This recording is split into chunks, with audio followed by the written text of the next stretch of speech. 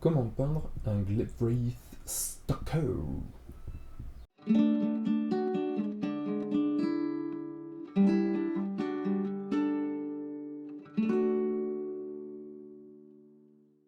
Et salut les copains, très bienvenue dans cette nouvelle vidéo. Alors aujourd'hui, c'est le numéro 4 de Mortal Realms avec la peinture des Rôdeurs Attospectre, ou en anglais, les Glyph Stalker.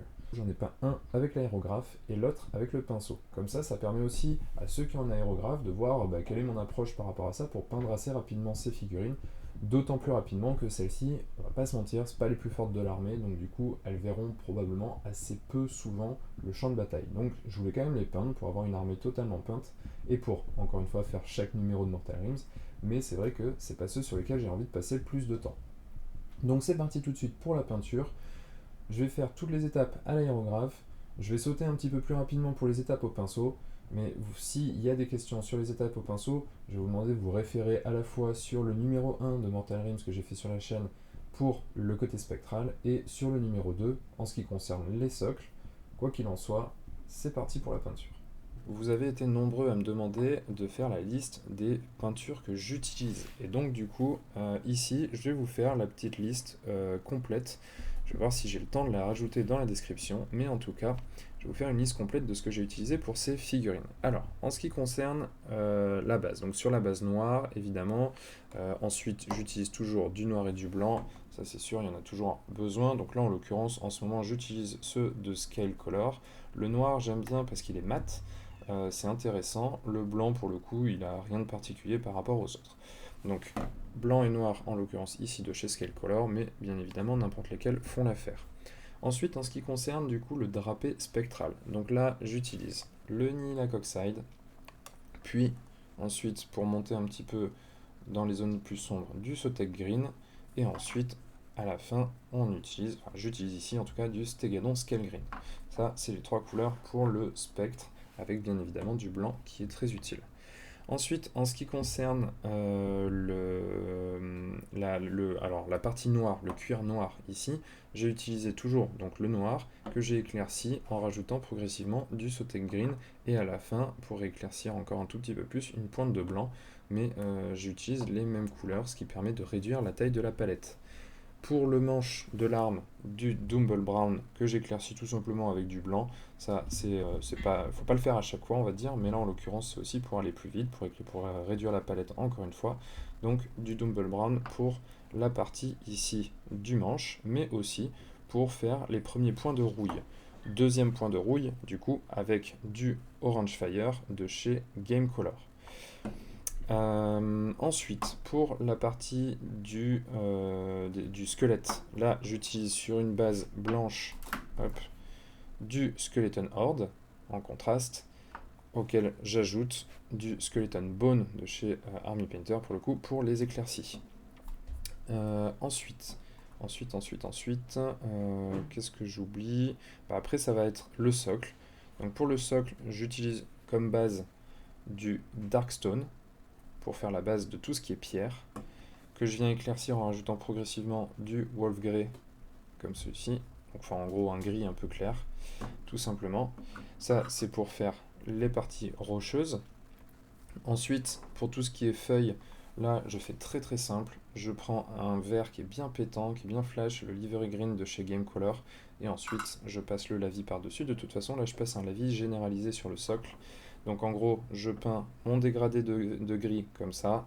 Je peins la terre, les zones de terre avec du Tierra, du Earth de chez Games Color. Je peins les feuilles avec du Livery Green de chez Game Color. Et ensuite, je passe sur l'ensemble un lavis de Agrax Earthshade. Pour le squelette, ici, on a une base de Skeleton Bone. Et enfin, ici, du lead belcher pour faire l'arme, le tranchant, enfin même pas le tranchant, mais l'acier de l'arme. Et j'ai oublié une petite couleur que j'utilise pour faire les éclaircies du métal, à savoir le silver de chez Prince Auguste. Et voilà, et là vous avez toutes les peintures que j'ai utilisées.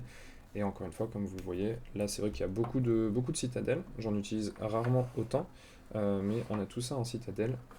Pouf. On a du Game Color, Valero Game Color ici.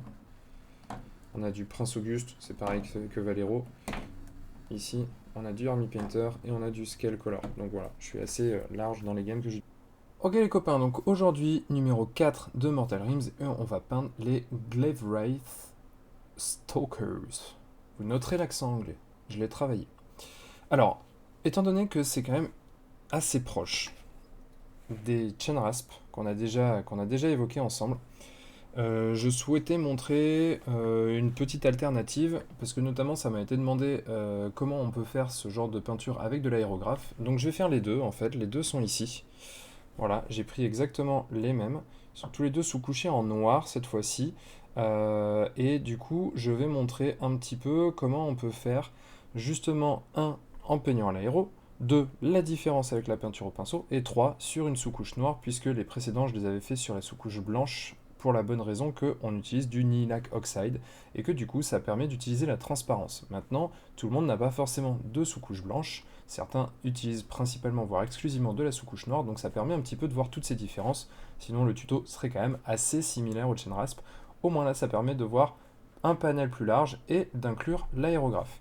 Donc c'est parti. Alors je vais commencer tout de suite avec l'aérographe pour une bonne raison, c'est que du coup on va utiliser justement les capacités de l'aérographe pour venir rééclaircir un petit peu certaines zones en particulier.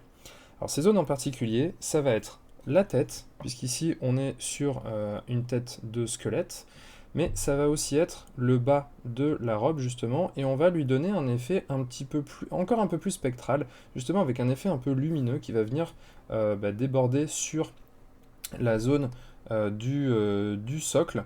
Donc du coup, pour montrer tout ça, et je voulais montrer avant de commencer la vidéo comment était la figurine à la base évidemment. Donc là je vais d'abord peindre le socle. Alors je pense que je vais le peindre de manière assez basique, encore une fois l'idée c'est vraiment de montrer et d'aller assez vite. Donc je vais peindre le socle et je vais ensuite faire du blanc à l'aéro, et cette fois-ci non pas en zénital, puisque là on veut garder le haut très sombre, on va le faire à l'inverse, donc en adiral, c'est-à-dire pointer du dessous pour faire un effet de lumière et venir éclaircir cette partie-là qui va utiliser du pas du Chainrasp, n'importe quoi, du Nihilakh Oxide. Bref, je peins le socle et je te reprends tout de suite. Ok, donc là on a peint les socles, bon c'est petite peinture assez vite fait, hein, que des trucs simples, du brossage à sec, de la couche de base et du lavis, pas de prise de tête. Si tu souhaites voir ça un peu plus en détail, je les avais fait sur les Banshees, sur la vidéo des Banshees j'avais détaillé un peu les socles, et honnêtement c'est vraiment les mêmes recettes que j'utilise, hein, là il n'y a pas de secret. Donc, va voir les Banshees, qui sont donc le numéro 2 de Mortal Rims, de la série Mortal Rims. Et là, maintenant, on va passer à la peinture proprement parlée de ces messieurs. Alors, comment ça se passe? Bon, ce que je disais, c'est que là, on va préparer un petit peu de blanc pour l'aérographe. Donc,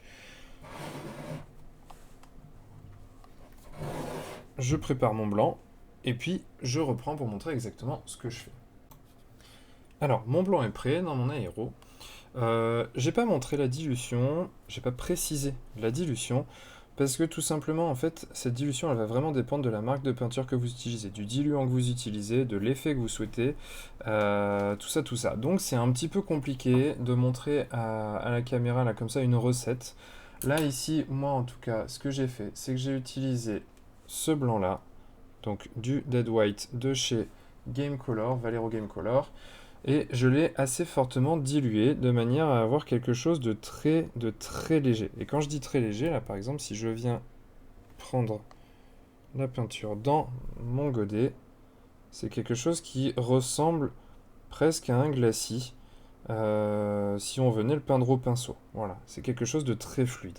Donc là, c'est la consistance que je veux obtenir. Pourquoi? Parce que je veux vraiment monter mes lumières progressivement. Je veux pas que ça soit trop brutal. Et du coup, je me suis mis, étant donné que c'est plus fluide, je me suis mis sur le compresseur, je me suis mis à 1 bar de pression. C'est un peu plus faible que ce à quoi j'ai l'habitude de travailler. D'habitude, je travaille entre 1,8 et 2. Ici, je me mets à 1, comme ça va pas faire trop de pattes d'araignée. Les pattes d'araignée, c'est ça. Voilà, ça, ce sont des pattes d'araignée. Et ça, sur une figurine, c'est vraiment vilain. Là, en travaillant à pression un peu plus basse, je contrôle un petit peu plus. Et donc, du coup, je vais pouvoir être beaucoup plus précis, je trouve. Là, en tout cas, c'est ce que je décide de faire, notamment parce que c'est du blanc et que le blanc, c'est, je trouve, un peu plus... ça bouge plus facilement l'aérographe, donc c'est aussi pour ça que je dilue un peu plus. Alors maintenant, trêve de blabla, on va quand même passer un petit peu à la peinture à proprement parler de ce Glaive Wraith. Et donc du coup, ici ce qu'on veut faire, c'est que je veux remonter au blanc cette zone-là, la zone du bas, donc pas la zone du cuir qui est ici, mais vraiment la zone du bas, pour lui donner un aspect un peu plus spectral. Donc du coup, je vais partir comme ça du milieu.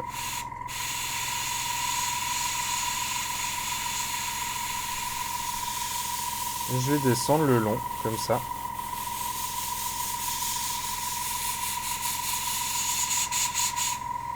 Et ensuite, une fois que je suis au milieu, donc là j'ai fait mon premier passage de blanc, je le renforce. Hop. Une fois que je suis au milieu, comme ça, je vais du coup me mettre en adiral, donc vraiment par le dessous. Et je vais propulser la peinture comme ça, en essayant d'être le plus précis possible sans trop déborder sur la zone du haut. J'y vais par petits à-coups.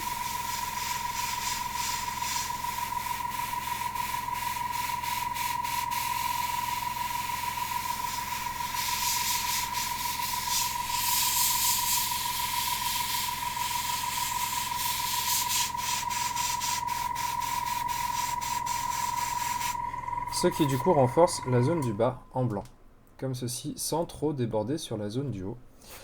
La zone du haut du coup, et c'est tout l'intérêt de l'aérographe, ici, c'est pour ça d'ailleurs que j'ai peint, alors en le disant je me rends compte que j'ai oublié de peindre la partie métallique, mais en tout cas, en peignant d'abord le socle, c'est aussi ça qui va être intéressant, c'est qu'on va déborder avec le spray de l'aérographe, avec la diffusion de l'aérographe, on va déborder sur le décor, et ensuite, quand on va passer notre Nihilakh Oxide, ça va faire un effet lumineux, ce que les anglophones appellent les glowing effects, c'est-à-dire que ça va déborder sur le décor comme si le spectre venait illuminer le décor. Et donc c'est pour ça que je l'ai peint avant, c'est parce que si on peint après, bah forcément on va écraser tout cet effet lumineux.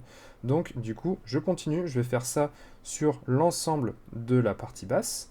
Et ce que je vais faire aussi, c'est ici par exemple, aux endroits où le Glaive Wraith passe au travers du mur, je vais insister comme ça sur cette zone du mur en faisant un point.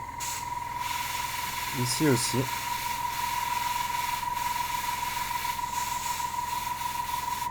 Je fais un point lumineux comme ça. Et de la même manière, en venant après mettre du Nihilakh Oxide à l'intérieur, ça va donner la sensation que le mur est illumineux comme du fait du spectre qui passe à l'intérieur. Donc là du coup, je fais ça. Et pour celui peint au pinceau, du coup je ne vais pas montrer le détail, hein, parce que là ça va vraiment être une couche de base. Je vais simplement reprendre la couche ici du bas en blanc. Petite dernière chose avant de passer hors caméra, je vais aussi reprendre ici le visage. Donc ici j'essaie d'être précis, je reprends vraiment que la zone du squelette.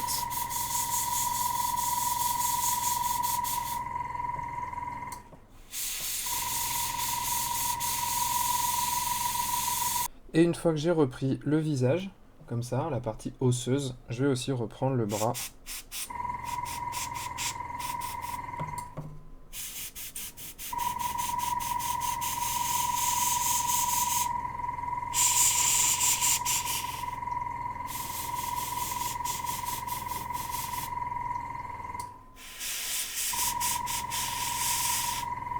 Voilà, donc je finis ce côté-là, je fais la couche de base en blanc sur les mêmes endroits sur l'autre, et je te reprends après. Ok, alors voilà où on en est. Donc là, à droite, on a celui qui est peint au pinceau. Alors évidemment, ça prend beaucoup plus de temps. Je pense que j'ai mis 2 à 3 fois plus de temps qu'à l'aérographe. Par contre, on voit aussi quelque chose, c'est que l'intensité du blanc est plus puissante, elle est plus forte. Ça, c'est parce que l'aérographe dépose des fils, des fins voiles, pardon, des fils, n'importe quoi, des fins voiles, alors qu'au pinceau, on pose des couches plus épaisses. Sur celui-ci, au pinceau, on voit que le blanc, il n'est pas complètement, voilà, il est pas complètement net, il n'est pas complètement propre. C'est pas grave, je le laisse comme ça, avec ses petits défauts, parce que justement, quand on va passer le Nihilakh Oxide dessus, ça va lui donner un petit peu de consistance, ça va donner des différences dans le blanc, dans les nuances du Nihilakh et dans le dégradé, pour justement obtenir cet effet toujours un peu spectral. Donc ça, je le pose ici, parce que ça, pour le coup, c'est fini pour le blanc. Ici, par contre, sur cette version avec l'aérographe, on va reprendre un petit peu quand même les reliefs. Donc là, je prends un vieux pinceau voilà, qui n'a plus trop de pointe, et je prends mon blanc. Donc là, je suis sur du blanc pur. Là, en l'occurrence, je suis sur le blanc Scale 75. Je suis sur celui-ci, le White, tout simplement. SC0, SC pour Scale, Scale Color. Et donc, du coup, je vais venir reprendre un petit peu les volumes, comme ça, très grossièrement, en reprenant avec le plat du pinceau. Je viens frotter, hop, comme ça, pour renforcer le blanc. Donc là, vous voyez, je vais quand même assez vite. L'idée, c'est, encore une fois, je sais que je le répète dans chaque vidéo de cette série Mortal Rim, mais l'idée, c'est quand même de peindre toute l'armée. Donc, je vais pas viser des figurines de concours à chaque fois. On pourra peut-être se faire plaisir quand on verra les big boss, style Lady Olinder. Ah, héros qui fait des siennes. Donc je disais style Lady Olinder ou ce genre de choses. Mais... Donc là, on a notre dégradé de gris foncé en haut qui tire vers le blanc en bas.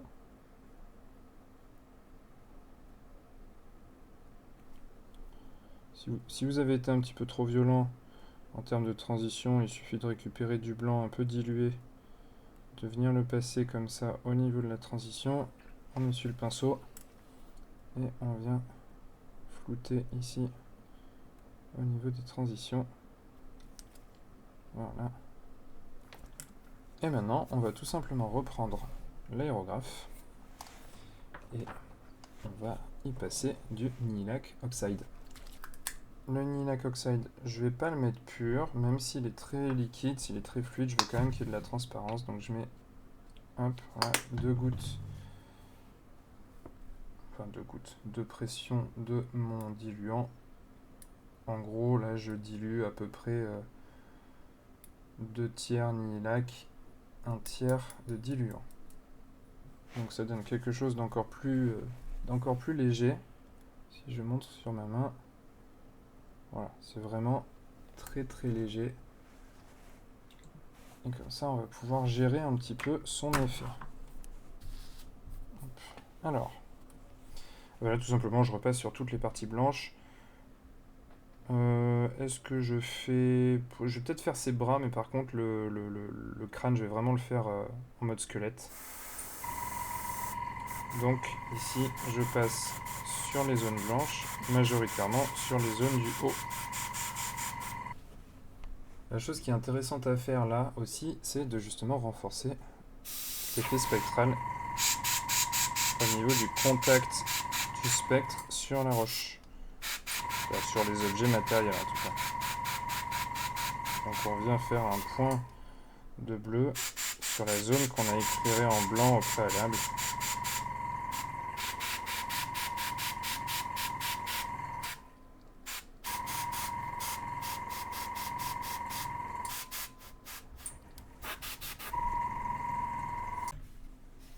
Et donc évidemment, sur la version au pinceau, on va passer du Nihilakh au pinceau. Voilà. On va essayer d'être un peu précis un peu sur l'arbre, je vais faire un test, je vais faire un test, et ça prend le temps finalement de reprendre les zones dedans, donc c'est possible, donc je ne ferai pas la tête. J'y vais bonus.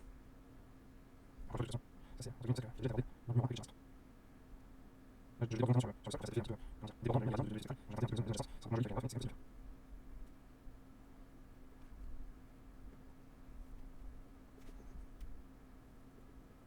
Voilà, je vais vraiment sortir. Je vais faire ça ensuite sur le temps. Ici donc, notre petit Glaive Race avance. Donc là, maintenant, on va monter comme on avait fait, en assombrissant ici avec du Sotek Green. Hop, il est où? Il est ici. Voilà, du Sotek Green. On va se mettre ça dans l'aérographe. Ok, donc on va venir assombrir la zone du haut ici.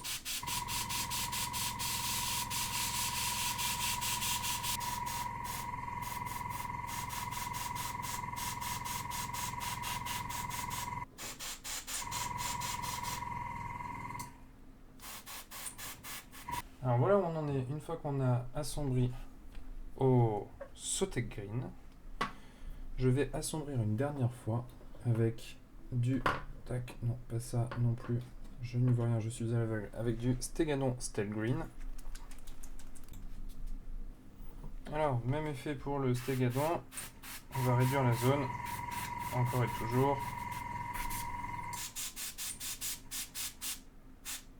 Ah.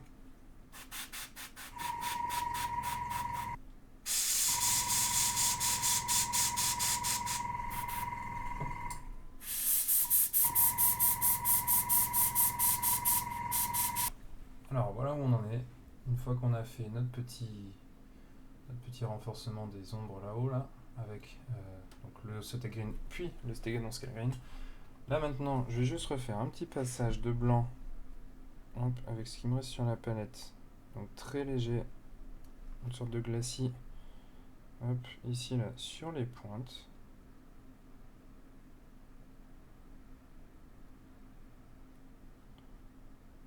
Ici aussi.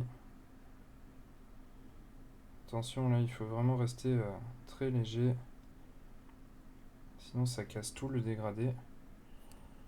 Alors là, on pourrait le faire à l'aéro encore une fois, mais étant donné que c'est des toutes petites zones, je vais pas repréparer du blanc dans l'aéro juste pour ça. Je le fais très rapidement au pinceau, comme ça, c'est très bien. Et voilà. Alors pour la partie pinceau, là, on attendait que le nid là qui sèche. Donc voilà, on en est là.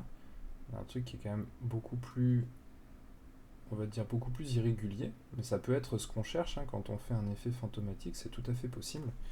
Moi, je préfère cet effet-là, mais celui-ci est tout à fait entendable, on va dire. Donc voilà, celui-ci maintenant je vais le laisser de côté, je finirai hors caméra parce que là maintenant les étapes vont être les mêmes que celle-ci et la finition on va dire du corps spectral là pareil ça va être la même chose que ce qu'on avait déjà fait sur les chain rasp. Donc du coup c'est simplement pour pouvoir comparer les deux versions. Je finis celle-ci et celle-ci je la laisse hors champ, enfin hors champ, en tout cas je ne la finirai qu'après la vidéo pour qu'on puisse comparer. Alors maintenant pour ici je reprends mon blanc. Hop. Et pareil, avec des petits glacis, je vais venir remonter mes couleurs, mes lumières là sur la partie du squelette. Alors là, je considère que ses mains et son bras sont encore une fois en mode spectral. Tandis que son crâne, par contre, lui, va être en mode beaucoup plus tangible, puisqu'il va être vraiment en mode squelette. Donc c'est pour ça que le traitement n'est pas le même. Voilà, je remonte progressivement toutes mes lumières. Hein.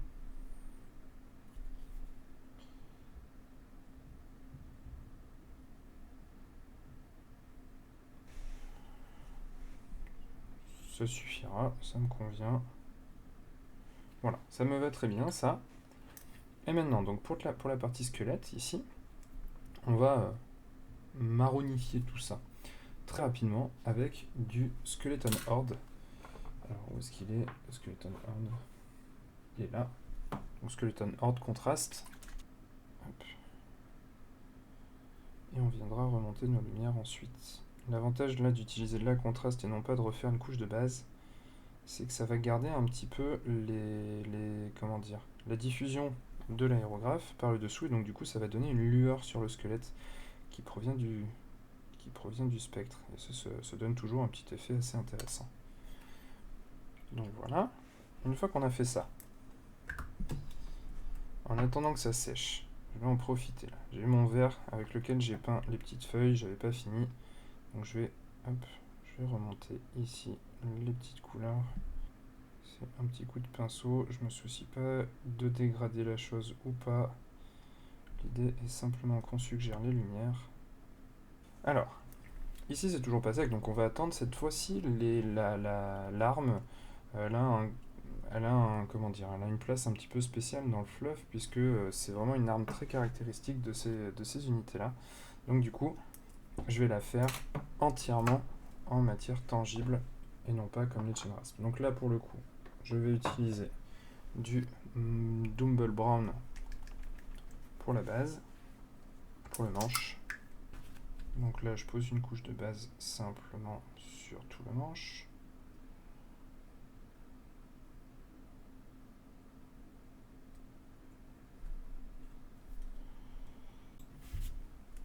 Donc là, j'ai fait ma couche de base sur mon manche. En attendant que ça sèche, toujours, on va vraiment optimiser. Je vais reprendre mon Skeleton Horde. Je repose un peu sur ma palette. Et je viens lui mettre du blanc cassé. Alors là, en l'occurrence, comme blanc cassé, je prends du Skeleton Bone, qui est sur ma palette aussi. Et je viens éclaircir mon Skeleton Horde avec ce Skeleton Bone pour obtenir un blanc crème assez cassé aussi. Donc là, on va reprendre toutes les arêtes, tous les volumes, comme ça, très rapidement.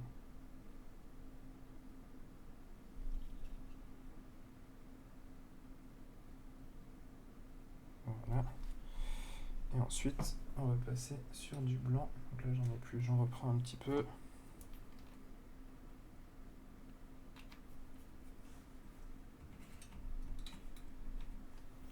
Donc ce blanc, je viens le mélanger dans mon mélange précédent.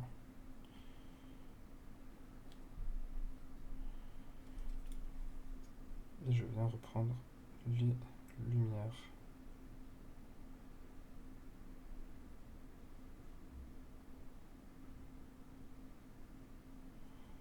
Les dents aussi. Hop.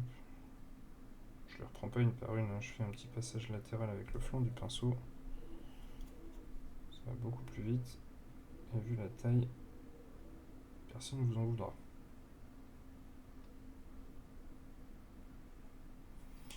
Et on finit au blanc pur en faisant des petits points.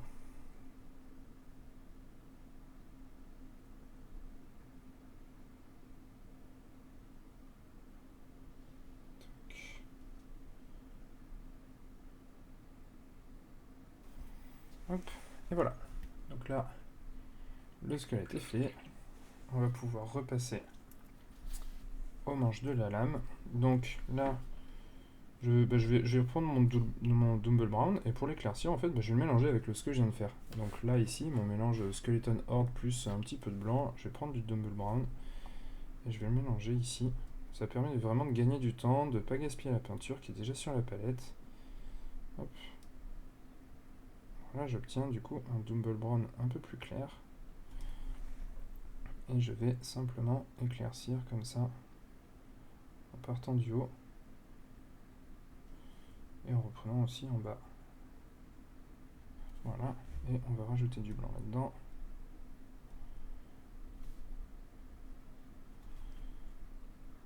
Là, on va se concentrer un peu plus sur les arêtes pour donner de la matière à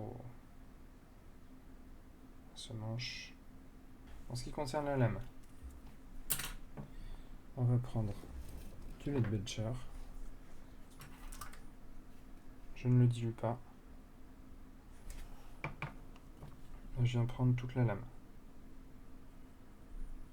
Directement sur le noir, comme ça. Au niveau des pointes, là, je ne m'embête pas à essayer d'aller chercher les creux. C'est pas grave, au contraire, s'il y a du noir qui reste, ça nous fera des ombres directement. Voilà. Donc là, on a notre métal qui est bien sombre, bien irrégulier. On veut quelque chose de vieux. Donc ça tombe très bien. Ensuite, je vais reprendre, alors, toujours pour rester sur une palette réduite, je prends du noir. Je prends du Dumble Brown. Je l'assombris avec mon noir pour avoir un espèce de marron rouge foncé, comme ça. Voilà. Donc je prends un pinceau qui est comme ça à peu près, voilà, qui a les poils qui sont très irréguliers. J'essuie un petit peu le surplus comme pour un brossage à sec et je viens tapoter comme ça pour faire des marques aléatoires.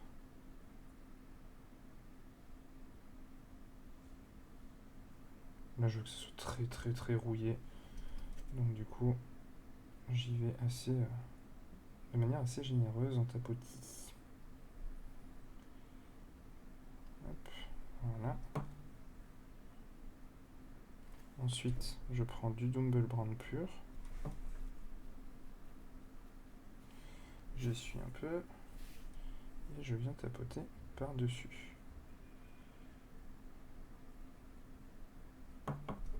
À savoir du Orange Fire de chez Valero.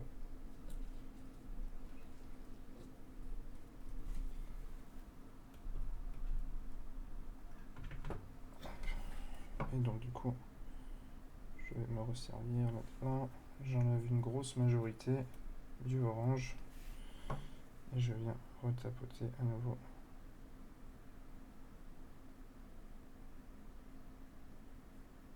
Voilà.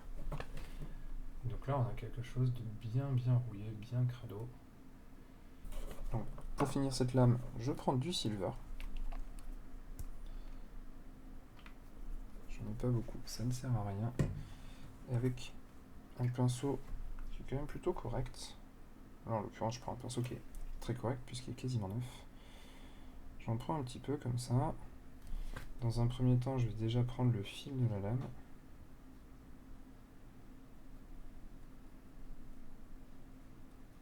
Pour lui donner vraiment un éclat métallique.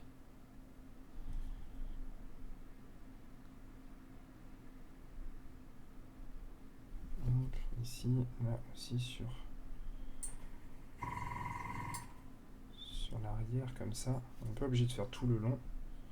Mais au moins, à quelques endroits, il faut que ça soit un peu métallique. Et ensuite, je vais lui faire des traits. Pour texturer un peu la lame et rappeler encore une fois que c'est du métal. Et voilà. Donc là, notre lamelle est finie, notre bâton, notre arme au global est finie. La seule chose qu'on doit finir maintenant, c'est le noir. Alors, la première chose, évidemment, c'est on reprend le noir dans son ensemble. Donc là, je pose une couche de base et je réactive la vidéo derrière. Ok, alors en faisant ça, je me suis rendu compte que je n'avais pas peint les petites épines dorsales ici. Donc là, je ne vais pas le faire dans la vidéo, je le ferai à la fin pour vous montrer le résultat final, mais en gros, la technique est exactement la même recette que pour le crâne.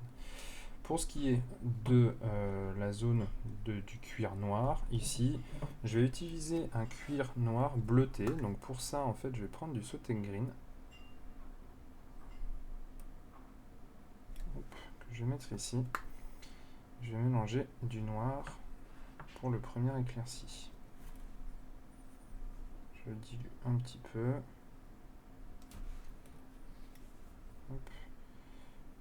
Et là, je vais simplement, pour gagner du temps, pour faire quelque chose de rapide, je vais simplement éclaircir quelques petites zones clés, comme par exemple le dessus du crâne. Je vais redescendre sur les plis, le dessus de l'épaule. Pareil, je redescends sur le pli et le dessus ici de la bosse, avec à chaque fois les petits plis qui redescendent comme ça.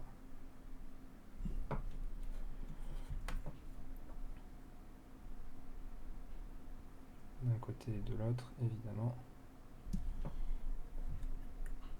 Voilà.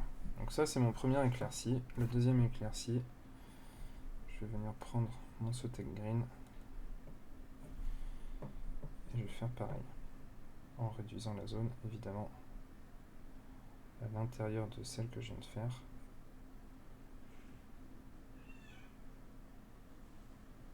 Hop. Et du coup, on obtient quelque chose de noir, légèrement bleuté. Alors, j'avais pas fait attention, mais je crois qu'avec la fenêtre à côté, il y a une espèce de contre-jour. Donc du coup, on commence à avoir ce noir bleuté ici. Voilà. Je vais rajouter une pointe de blanc dans mon Sotek Green pour faire des points qui seront mes points les plus lumineux. Donc là, par exemple, sur le haut de ce pli, sur celui-ci, ici, pareil de l'autre côté.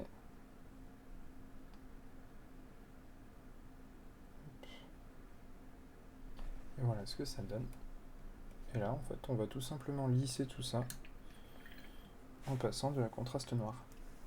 J'en prends un petit peu que je mets sur ma palette. Je la dilue un petit peu. Voilà. Et là, je vais passer vers le bas ce contraste en renforçant et surtout en évitant de déborder comme je viens de le faire lamentablement. Donc en partant du haut comme ça de la jonction et en descendant vers le bas pour renforcer ce noir. Alors comme je trouve que le noir est un petit peu tristouille, je vais quand même rajouter un ray de lumière ici. Ça se justifie puisqu'il y a vraiment un relief ici. Donc en fait je vais refaire exactement la même chose. Donc je vais rééclaircir une première fois avec le Sotek Green assombri, puis à l'intérieur avec le Sotek Green.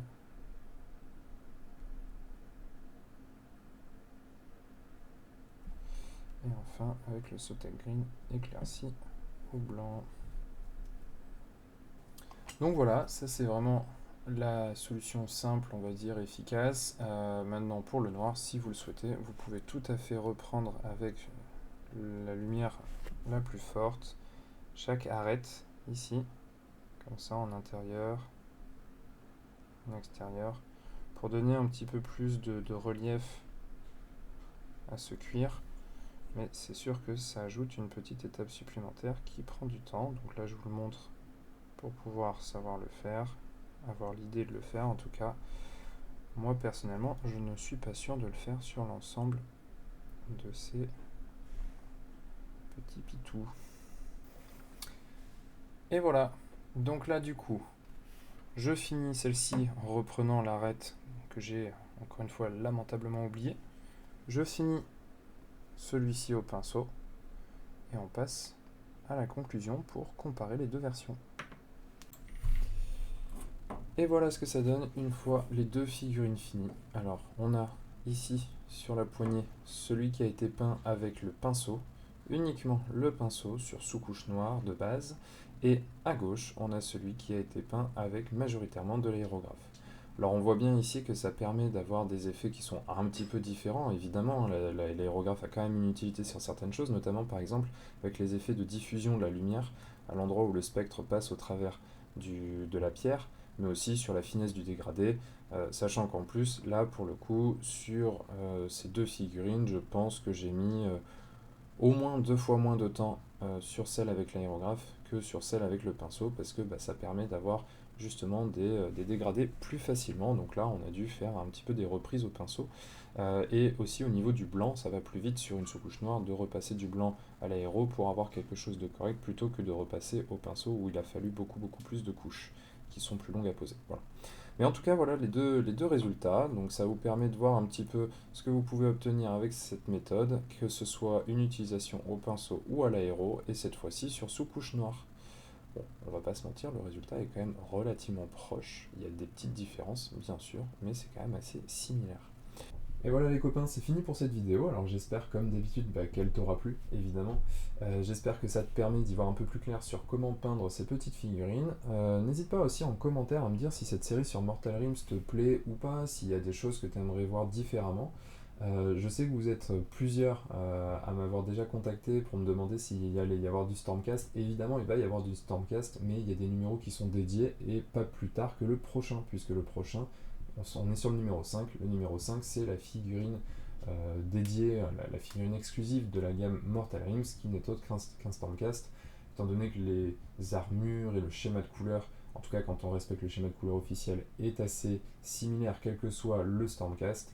Du coup, ça te permettra d'avoir une recette pour faire le tien, évidemment. Donc je te donne rendez-vous déjà la semaine prochaine avec le numéro 5. D'ici là, comme d'habitude, n'hésite pas à partager la vidéo, à la liker si elle t'a plu.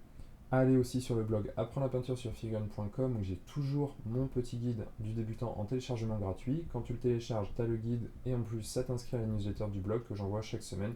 La dernière, elle est partie là, ce matin. Autre actualité de la chaîne, je te donne rendez-vous vendredi. Ce vendredi-là à 21h, on fait un live avec Red Grass Game et il y aura en invité aussi Zoz de Zoz Studio et Iggy de Iggy TV qui seront là avec moi justement pour poser les questions à Vivien de chez Red Grass Game concernant leur prochain Kickstarter avec la nouvelle version de la palette humide. Donc je te donne rendez-vous, c'est vendredi à 21h. Je pense que je vais assez rapidement faire tout le nécessaire pour que tu puisses mettre le petit clic là sur la vidéo pour être averti de la mise en ligne du live.